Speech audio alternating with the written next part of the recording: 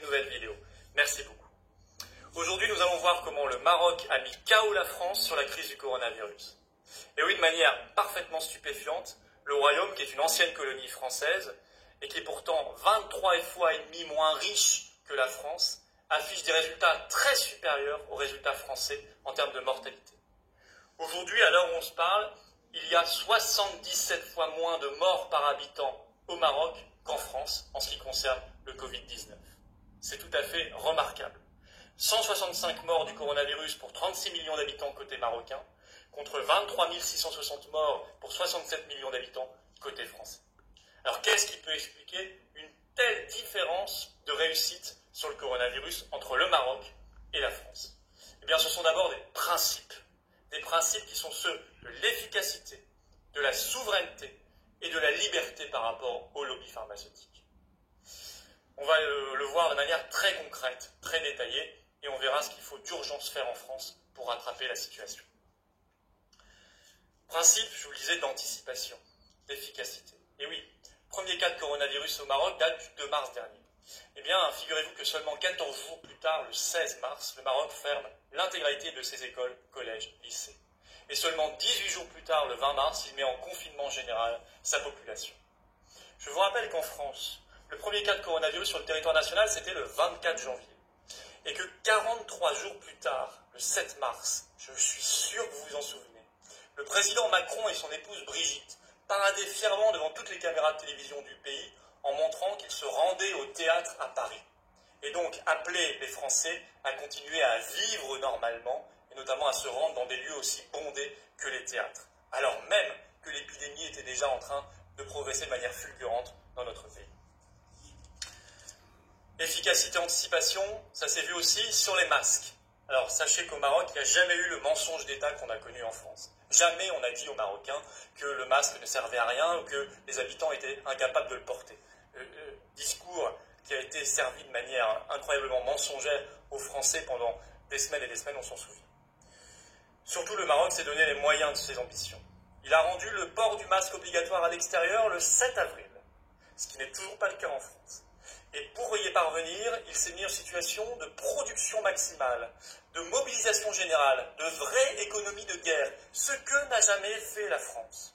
Ainsi, aujourd'hui, le Maroc produit 7 millions de masques par jour, soit 49 millions de masques par semaine. Et attention, on parle de masques chirurgicaux aux normes. Alors que le président de la République Macron a annoncé que la France produisait 8 millions de masques par semaine. Ce qui est tout à fait, là aussi, stupéfiant, puisque la France est une puissance beaucoup plus industrielle et beaucoup plus riche que le Maroc. Oui, mais le Maroc a mobilisé tout le monde. Il a mobilisé son artisanat, il a mobilisé son industrie. Aujourd'hui, vous avez 17 usines marocaines qui tournent nuit et jour pour fabriquer des masques. Et il prévoit d'arriver à une production journalière de 10 millions de masques. Dans le même temps, le Maroc a fait le choix de ne pas se fier simplement aux importations chinoises, ce qui a été la stratégie française et d'autres pays industrialisés. Ce qui fait que nous, aujourd'hui, on attend encore les fameux masques chinois qui n'arrivent pas. On a mis notre destin dans les mains de quelques gros conglomérats chinois, ce qui était une erreur. Il fallait se prendre en main, ce qu'a fait le Maroc.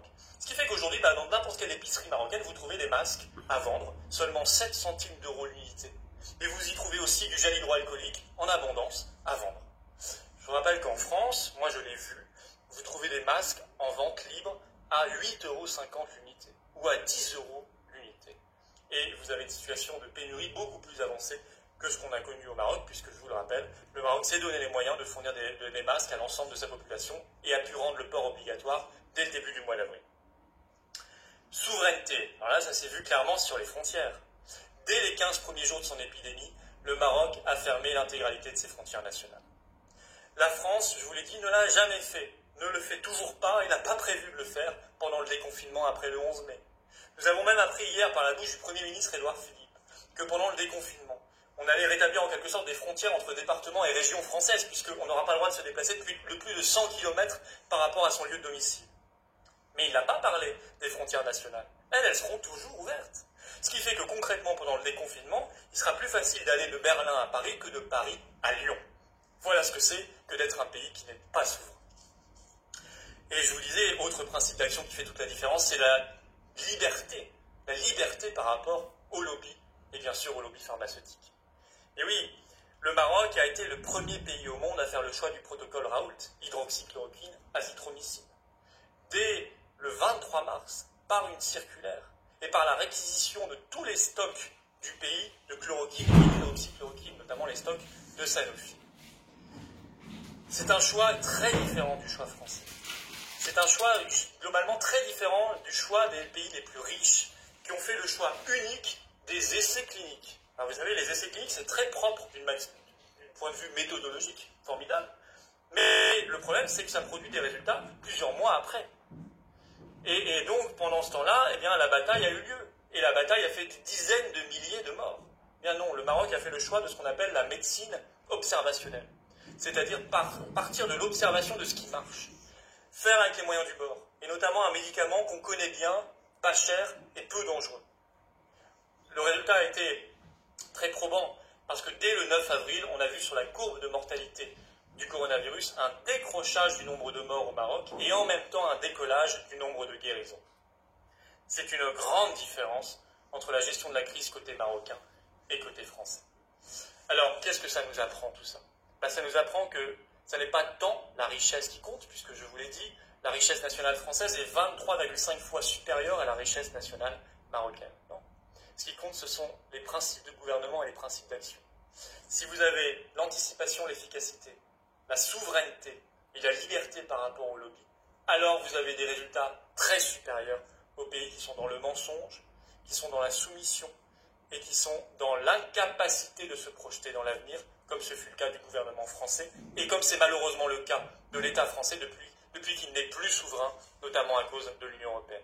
Ces principes d'action, que j'appelle principes de salut public, nous les défendons aux patriotes, mouvement politique que je préside et que je vous invite vraiment à rejoindre. Le lien pour nous rejoindre est dans la description sous cette vidéo. Merci beaucoup. إخواني أخواتي، كان هذا الخطاب اللي داروا فيليبو وهو من اليسار الفرنسي يحكي عن الفرق كيفاش تعاملت السلطات الفرنسية مع لا كريز وكيفاش تعاملت السلطات المغربية مع لا كريز ديال كورونا. وشكرا، وما تنساوش خواتاتي دو بارطاجي وما تنساوش تابوناو et n'oubliez pas de liker et de faire des commentaires. Merci beaucoup.